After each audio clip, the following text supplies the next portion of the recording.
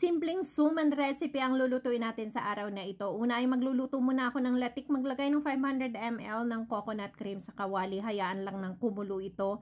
At kapag ito ay namuuna, hinaan ang apoy, haluin hanggang sa mag-golden brown na ang kulay at salain. Sa isang mixing bowl, maglalagay ako ng 2 cups ng glutinous flour at 2 cups ng coconut milk, 1 cup ng asukal. Budburan natin ito ng konting asin. Haluin hanggang sa wala ng buo-buo ang ating galapong at lulutuin ko ito sa naglutuan ko ng latik.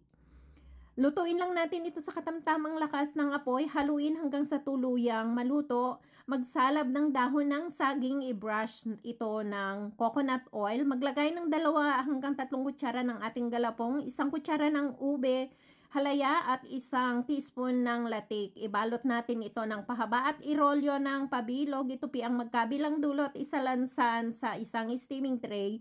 Lutuin natin ito sa katamtamang lakas ng apoy sa loob ng 30 minutes. Pagkaraan ng 30 minuto, heto na nga ang ating napakasarap na suman recipe.